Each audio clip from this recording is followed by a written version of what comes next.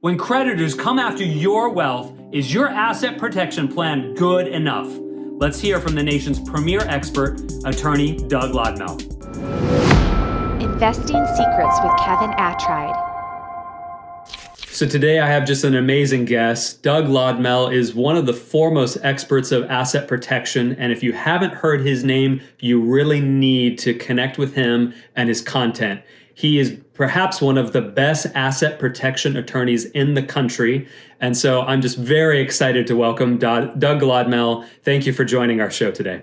Yeah, thanks, Kevin. Great to be here. Well, Doug, tell me just a little bit about you, your expertise, your background. I want to hear a little bit more about all about you and how you're helping people. Yeah, so I'm an attorney and have been for 25 years now. Every year that goes another year, and I keep thinking this can't be right. It's been I don't feel that old, but it's true. I actually joined my father in practice 25 years ago, and he had been practicing for 25 years before I started. And really, asset protection came about as a practice area for both of us through real world circumstance. I mean, he was involved in syndicating real estate before it was a thing, before it was everybody and their brother on YouTube teaching how to syndicate real estate. He was doing it in the 80s.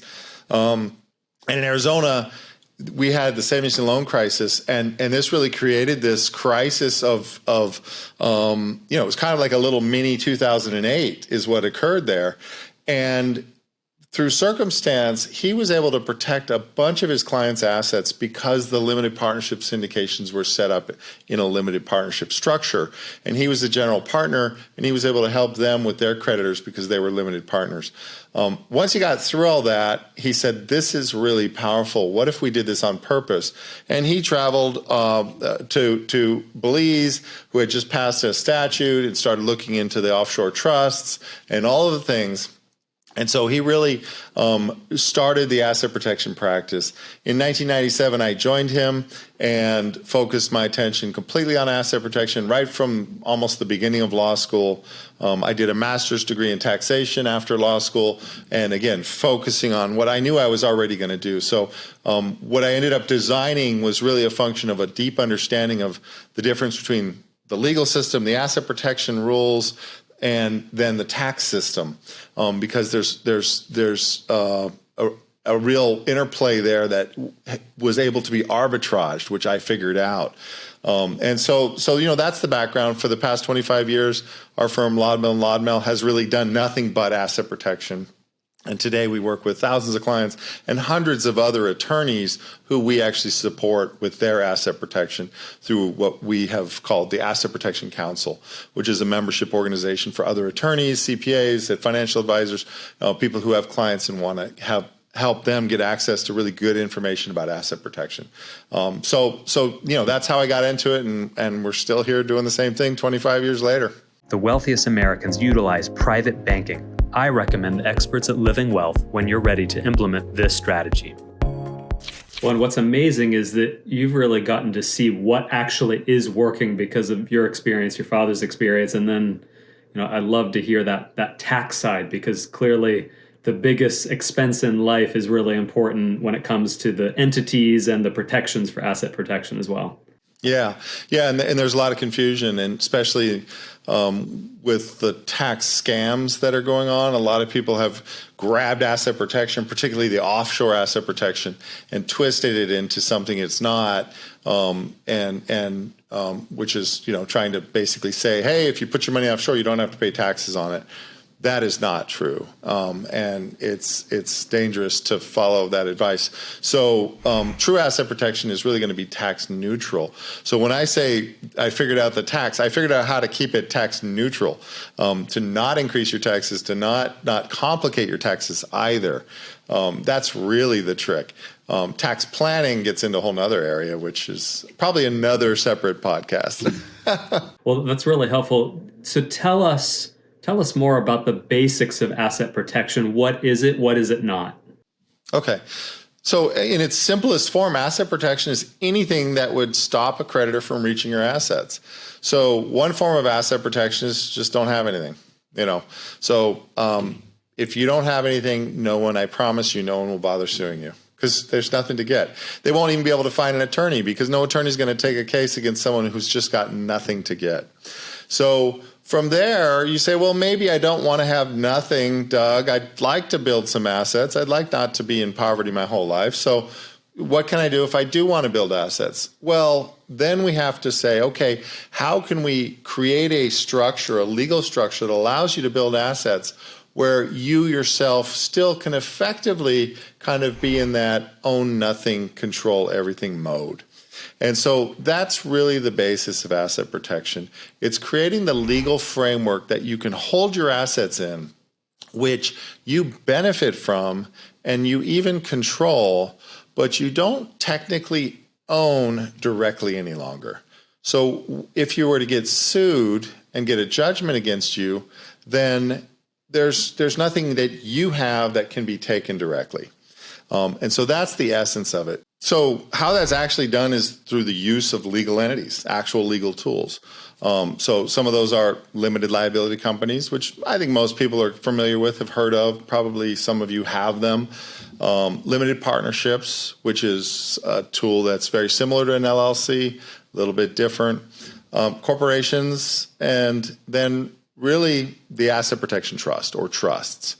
And the trust is the really unique part of it. The trust is what gives us all the design flexibility. It's also what gives us the greatest opportunity to separate that control element from the ownership or beneficial ownership element. Some people will, even other attorneys and CPAs will sometimes say, oh, well, we need to transfer ownership of this trust. And I hear myself saying, which is kind of counterintuitive, there really is no owner to a trust. It's an agreement. It's not like I can transfer the ownership. A trust has different players. It has a settler or creator of the trust, someone who says, hey, I'm going to create a trust. It has a trustee, which is the person entrusted with the assets. It has the assets, which you're putting in the trust. So actually, Kevin, you and I can create a trust right now. I say, hey, Kevin, would you take my son to the park with you when you take your kids to the park? And you say, sure, Doug. And I say, hey, here's $20. Please buy my kid ice cream or lunch or whatever you want. But don't use it for soda. No soda, please, because we don't drink soda. We've just created a trust. I'm the settler or the grantor. You're the trustee. My son is the beneficiary, and $20 is the trust estate. We also did something else. We created a provision that said, hey, the money can be used for lunch or ice cream, but no soda. And so that's what's called a spendthrift provision. We're saying, hey, now my son might ask for soda. You say, hey, I would like a Coke with that. And then you as the trustee get to say, well, actually, money's not available for a Coke, Aslan, but it is available for ice cream afterward. And he says, okay. So those are conditions. And that's really unique to a trust. It's much harder to try to accomplish something like that in an LLC or a corporation. And trust law is also very robust and recognizes all of these provisions and the way in which trusts are drafted, and so they're very effective. And so that's really the essence of it. If you're looking at asset protection, ultimately a trust is going to be the foundation of it all. When the dollar isn't buying what it used to, I recommend McAlvany ICA for your gold and silver IRA or private collection to hold value for decades. The trust, the entities are important. A lot of people also think about insurance. So tell us, is insurance enough? Is it first line defense? Go a little deeper around what does insurance look like in the asset protection toolkit? Yeah, insurance is important, and it's not something you want to see as a hassle or a nuisance or unnecessary. It is necessary. In fact, asset protection and insurance work together to solve problems. So insurance should be seen as first line of defense, particularly for insurable things, the most common of which is cars. That's probably the single greatest risk all of us take, is driving when I go home today, that's probably the biggest risk I take today is just getting home. And that's because it's not just about us. There's other people on the road who may not be paying attention or who are texting, which statistically makes them more dangerous than being drunk. And the cars are very dangerous and people get injured, and there's lots of expenses related to that. There's entire industries built around car accidents. The entire plaintiff's attorney and the billboards of those have you been injured? It's all built around car accidents. So insurance is absolutely your first line of defense. So if you have any kind of significant wealth, not only would I have insurance, I would have an umbrella policy on top of the insurance. What you have to understand, though, about insurance is that insurance is liability-based. So if you buy auto insurance, it's only going to cover an auto accident. If you buy homeowners insurance, it's only going to cover issues related to the home. If you buy aviation insurance or boat insurance, it's only going to cover those things. When you buy an umbrella, it's not actually covering more. It's covering to a higher limit. That's all an umbrella does. So it should really be called elevator insurance. It should be called, excess coverage insurance. Umbrella makes it seem like it's giving you a broader coverage area. It's not. It's giving you the exact same coverage that you have. It's just adding to your existing limits.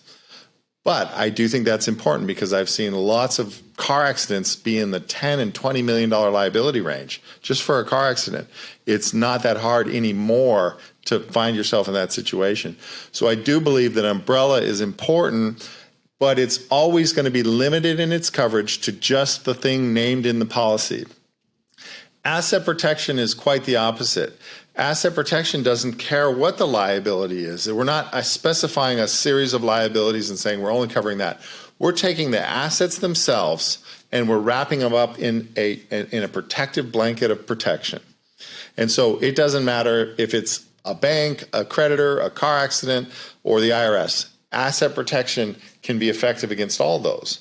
Not that I recommend, trying it with the IRS, but from a standpoint of would it work? Yes, it's actually protecting the assets. So even super creditors, governmental agencies have found themselves unable to get into an asset protection trust. It's that effective. So together, insurance and asset protection work fantastic because if you find yourself in a car accident that has this really unlimited type of liability and you do have a reasonable amount of insurance, then when they go looking for, are we going to sue you? Are we going to settle? If you can say, hey, I've got a reasonable amount of insurance. There's a $3 million umbrella. It's not nothing. And by the way, I have all my assets, which is another $3 million, but they're totally protected and unreachable. Your chances of that plaintiff taking the insurance and walking away happy go way, way up. Whereas if you don't have any protection and they see that extra $3 million, they might say, well, no, I know I'm going to get the insurance. Let me just go for both. And so they work hand in glove. So I am a fan of insurance. I'm not a fan of going crazy if you have something where the premium is out of control. And that's really almost a different topic where you're in a particular area where your premium is just so ridiculous that you have to really consider whether you should be having insurance or not. Doug, that's great. So you've talked about a number of different situations. Can you describe, when someone's under that $500 or $1 million range, what does asset protection and insurance look like for him or her? When someone's, I'll call it an accredited an investor, maybe up to $5 million, or the super wealthy, what does that scaling look like from entities and insurance? It's a great question. So insurance, I think even under $1 million, you should definitely have like $1 million worth of umbrella. The reason I believe in that is that it's very inexpensive insurance. It's going to be more expensive for you to bump your normal insurance up to the minimum level that you can even add the umbrella than the actual umbrella itself. I think what happens is people start life and they're young and they're in college and they don't have any money. And so they just go, whatever the legal minimum is, that's what I want. 10 years later, they're no longer young. They're making money. They have some assets and they've never revisited their insurance. And they're still driving around with $50,000 worth of coverage. Or there's that Tesla on the road that costs $100,000. And so you're already underinsured from the get-go. Right. Or the car you have is just, you haven't relooked at it. So insurance should be looked at on a regular basis all the time. You should just constantly be looking at your insurance and just make sure it's keeping up with your net worth and the risk that you have. Asset protection should also be looked at pretty much from the day you really first have an asset. Most people's first asset is going to be their home. They're going to buy their first home and they're going to have a little bit of equity. You should even at that point be asking, well, what would happen? Is my home protected? Now, most states do have some type of homestead exemption protection, meaning you can have a liability and still keep some amount of money in your home. Texas is unlimited. Florida is unlimited. California is now $600,000 of equity. Arizona is $250,000 of equity, and everything in between. So you should know, hey, my first $250,000 of equity in my home in Arizona is protected. I don't really need to do anything. But now you're going to buy your first rental house and you're going to take $100,000 and put it down and buy a $500,000 house and rent it out. Was that protected? No, that won't be protected. So now you're probably looking at something just as simple as a limited liability company to hold that rental property. And then as you go from there, we just keep layering on. If you buy a second home or a third home, we might add another LLC. We might add a holding company on top of those LLCs because you've decided you're also going to do some syndication deals and you're going to have $200,000 or $300,000 in syndications, and you like that protected. And next thing you know, you find yourself at the $1 million mark, and you have a holding company and you have a couple of LLCs, and you're about to pop over it, and things are going well, and your properties are getting more valuable, and you continue to save. And now we might look at adding an asset protection trust. So insurance would be the first thing, looking at what assets are exempt, like your homestead exemption in your state, and then asset protection tools come on top of that. And that's how you'll find yourself in life. You'll first start buying insurance, and then you'll find you'll have some equity and some exempt assets like your home. And then finally you're going to say, oh, I need to add my first LLC and build from there. If you don't know where to start investing in real estate, I recommend Norada Real Estate Investments. Their counselors are impactful. And so when is the criteria of which you really would start talking about a bridge trust with your client? So a bridge trust is really at the $1 million of assets that are otherwise unprotected. So if you have one home in Texas and you have $2 million of equity, you don't need a bridge trust because your home equity in Texas is fully protected. So don't worry about it. However, if you live in Arizona and you have one home with $2 million of equity, now we need to consider it because you only have $250,000 of protection for that equity. So when we look at a bridge trust, it's about the $1 million mark, definitely between $1 and $2 million of protectable assets, which aren't otherwise covered by either an exemption or something that takes them off the table, like a qualified plan. Is it another exempt asset? Your 401k, your IRAs, those are already pretty much exempt from creditors. So somewhere between 1 and 2 million is where you're probably looking at adding the bridge trust.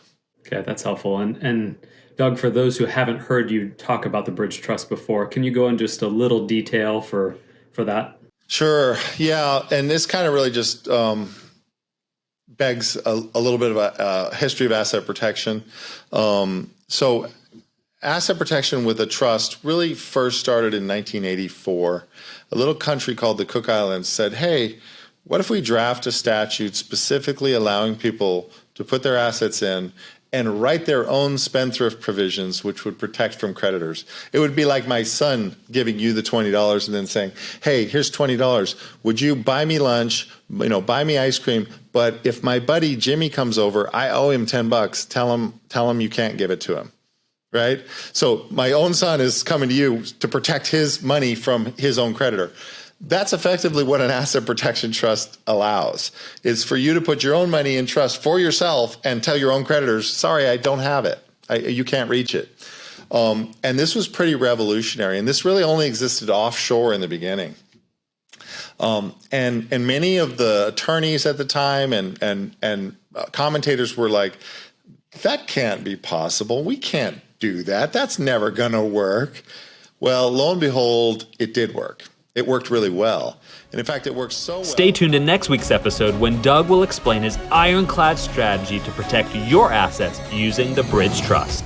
And there are more investing secrets that are quite powerful for you to build and maximize your wealth. As a matter of fact, I've created a free guide to help you to be more effective in your investing journey. It's called The Top Investing Hacks the Exclusive Rich are not telling us. And I want you to take action right now by clicking the link in the description below. I want you to have this exclusive access so that you can understand the strategies and the tactics the rich use to maximize and grow their wealth. All right, it's time for you to experience financial freedom.